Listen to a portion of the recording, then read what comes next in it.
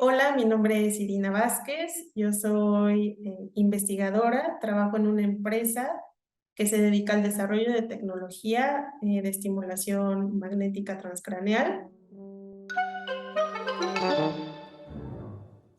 para el tratamiento de enfermedades del sistema nervioso central.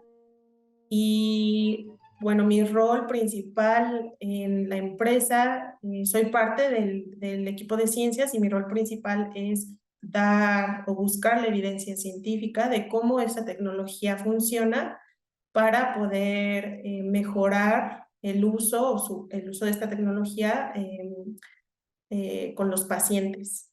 Mi experiencia fue siempre pues muy académica y cuando empecé a trabajar en industria me tomó un tiempo acostumbrarme a la manera en la que se trabaja en la industria. Creo que eso es lo más complejo, no necesariamente como el trabajo que hago, pero sí el ajustarse viniendo de eh, pues sí, como de un ambiente académico a un ambiente ya de industria. Es muy distinto, pero es muy interesante, muy interesante y aprende uno muchas cosas. Hice la licenciatura en Puebla, en la Universidad de las Américas, y fue en bioquímica clínica. Después la maestría la hice en el Reino Unido y fue en Molecular Medicine, medicina molecular, y el doctorado en neurociencias también en el Reino Unido. Pues la verdad es que mi historia comparada con la de otros investigadores es muy simple, pienso. Mis papás, los dos, son médicos y entonces como que el ambiente en la casa siempre era muy, no sé, científico, pienso. Me gustaba mucho, por ejemplo, cuando mi papá o mi mamá nos platicaba de los pacientes o de lo que veían en el hospital.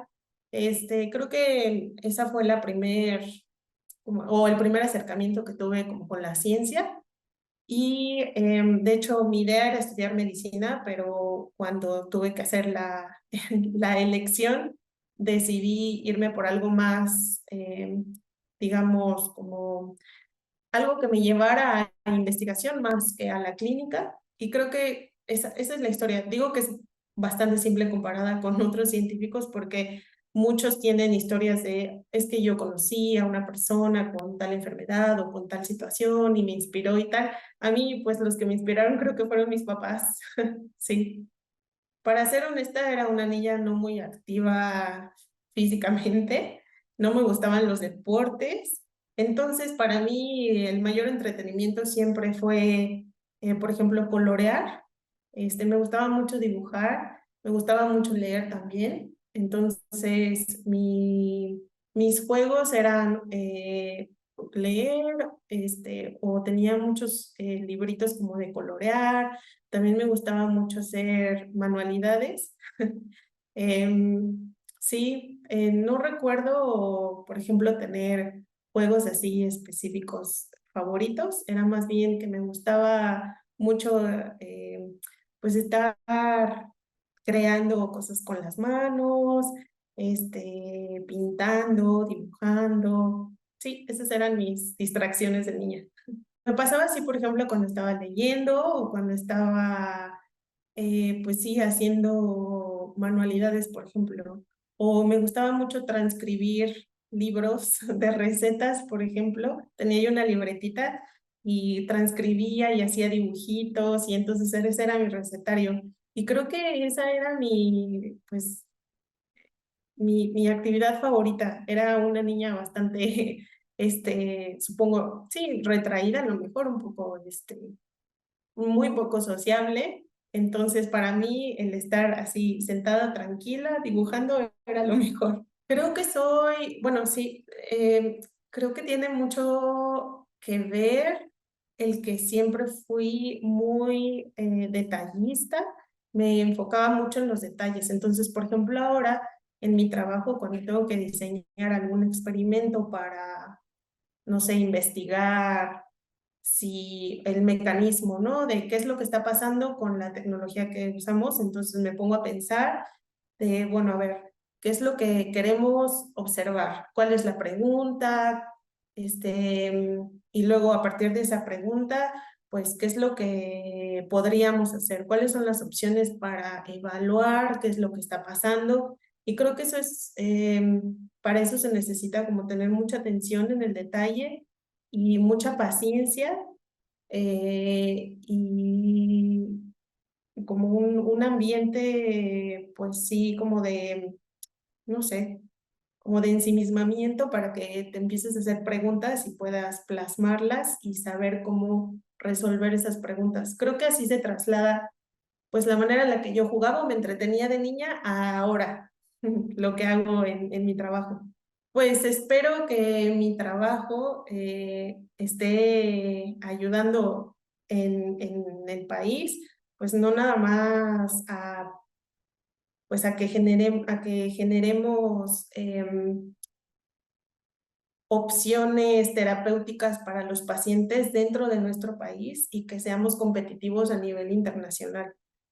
Eh, También algo muy importante para mí es transmitir el conocimiento y creo que, bueno, o espero que mi trabajo aquí en México ayude a transmitir el conocimiento, por ejemplo, que obtuve cuando estuve afuera, en el Reino Unido, y que podamos aplicar cosas que aprendí allá aquí para mejorar, por ejemplo, las condiciones de trabajo o las condiciones en la academia, especialmente, por ejemplo, para grupos vulnerables como las mujeres, que pues en la academia, por ejemplo, sigue habiendo esta disparidad, ¿no? Entre de género.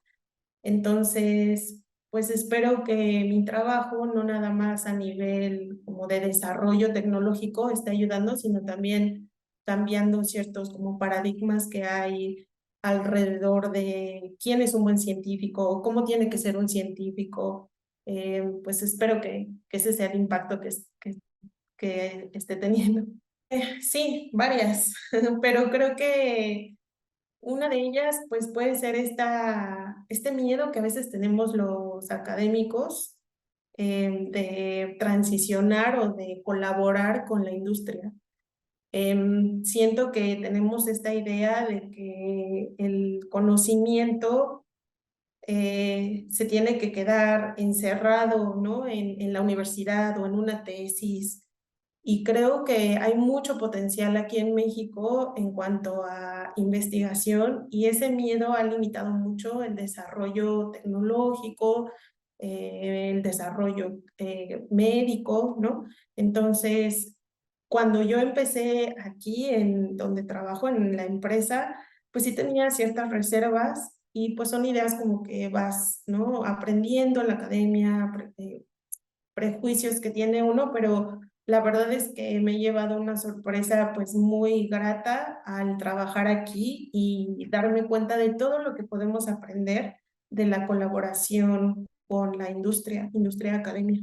Por ejemplo, bueno, yo en el Reino Unido, después de terminar el doctorado, trabajé 4 años como postdoc y la investigación que hacía, pues, es relevante porque la investigación que hacía era en Alzheimer, y mecanismos de daño y cómo es que se mueren las neuronas en un paciente con Alzheimer y qué es lo que está pasando.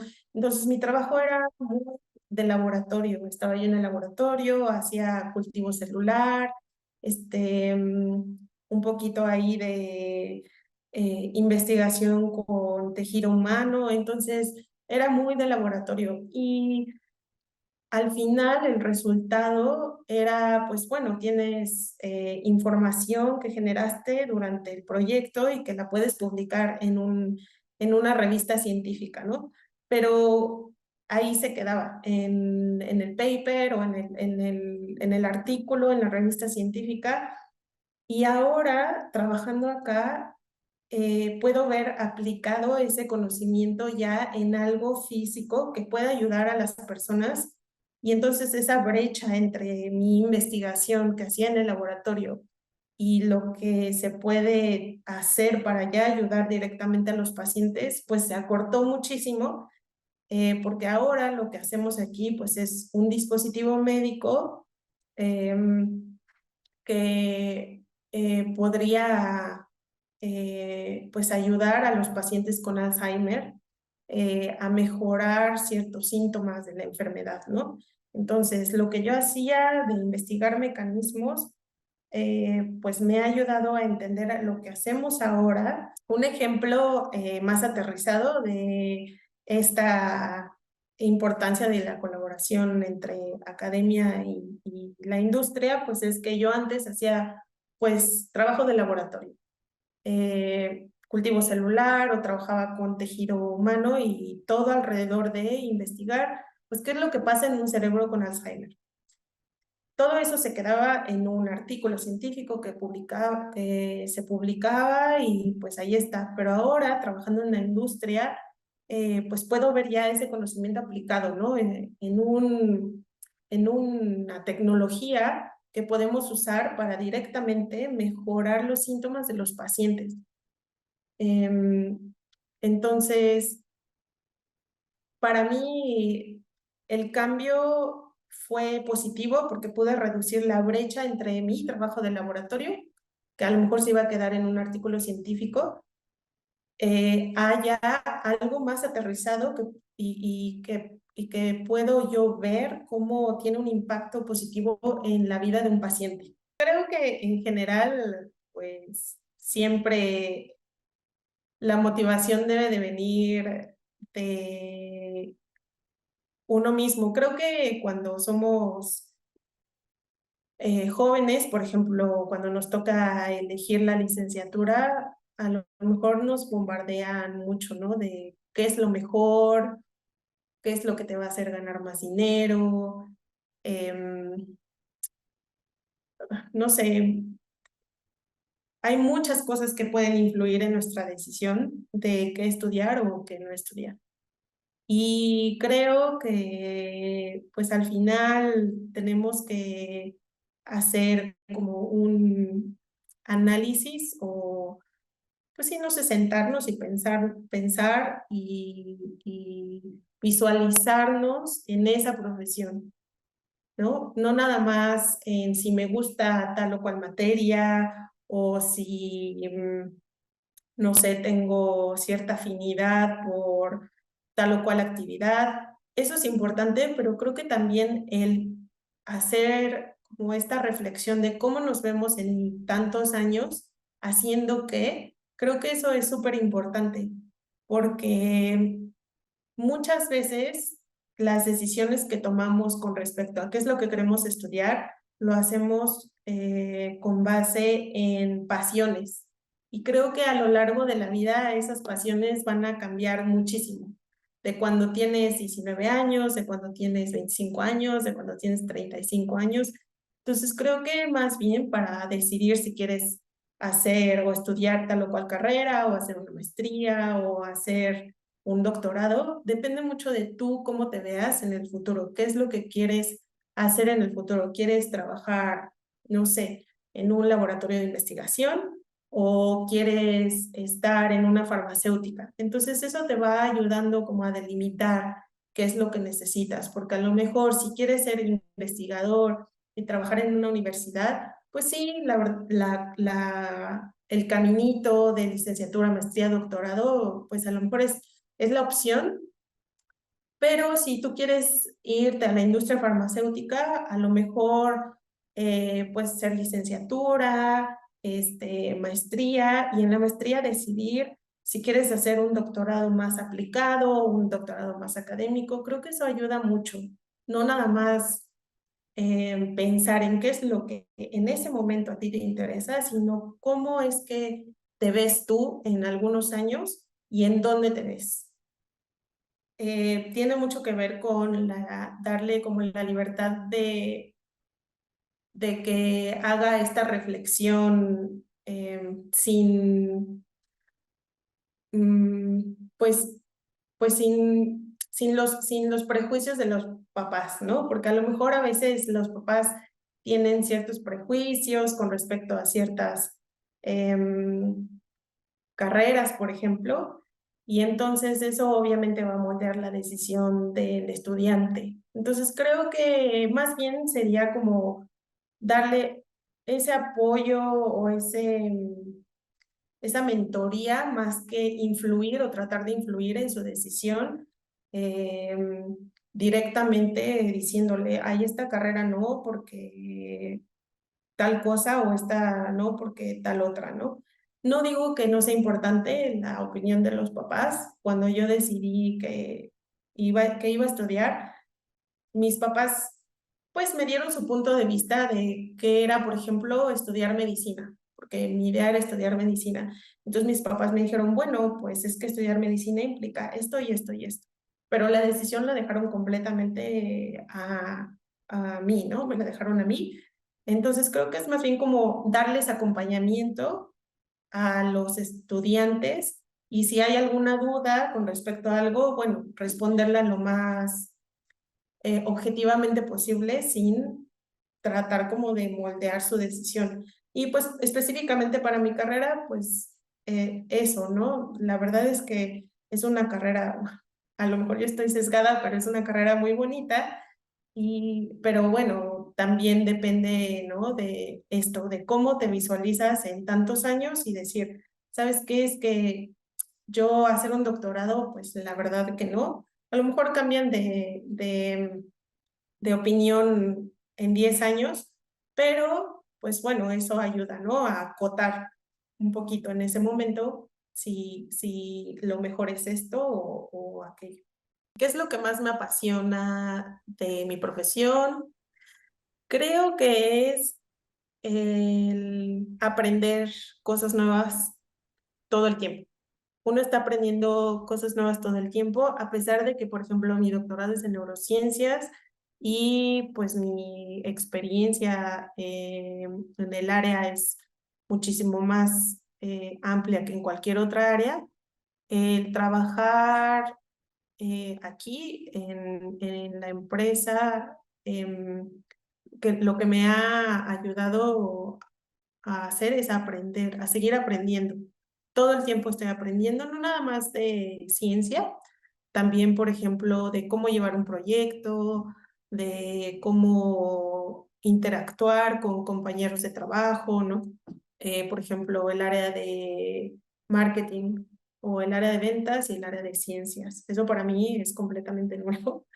Em, y en general, de ser científica, pues eso, que todo el tiempo estoy aprendiendo cosas nuevas, todo el tiempo estoy leyendo, se me ocurren como que ideas locas de repente de, podemos hacer esto, podemos hacer aquello, y para mí eso es súper emocionante porque, por ejemplo, con mi jefe, que también es científico, nos mandamos artículos científicos de, oye, leí esto, ¿qué te parece? Está súper interesante, vamos a intentarlo. Entonces, para mí eso es así lo más emocionante y es lo que me hace levantarme todos los días, y venir a la oficina a trabajar. Es importante recalcar que una carrera científica tiene muchas formas y se ve de muchas maneras. Pienso que a veces tenemos esta idea del científico, de estar en su laboratorio con los, con los tubos de ensayo y la bata, y sí, esa es una parte de ser científico o esa es una forma de ser científico, pero también están otras partes de ser científico, como por ejemplo, pues no sé, ya estar con pacientes o estar también no sé, en la industria, por ejemplo, asegurándonos de que los medicamentos, de que los dispositivos médicos o cualquier otra intervención terapéutica cumplan con controles de calidad, por ejemplo. Hay muchas maneras de ser científico y creo que eso es importante que lo entendamos porque a veces pensamos que muchos de los científicos que hay aquí en México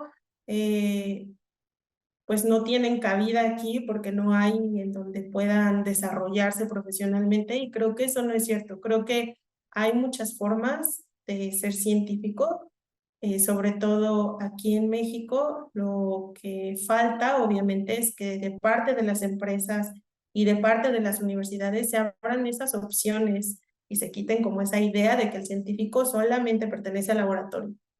tenemos mucho conocimiento que podemos utilizar y aplicar en otras áreas y también tenemos la capacidad de aprender cosas que nunca nos hubiéramos imaginado que íbamos a hacer, pero que puede enriquecer mucho un grupo de trabajo.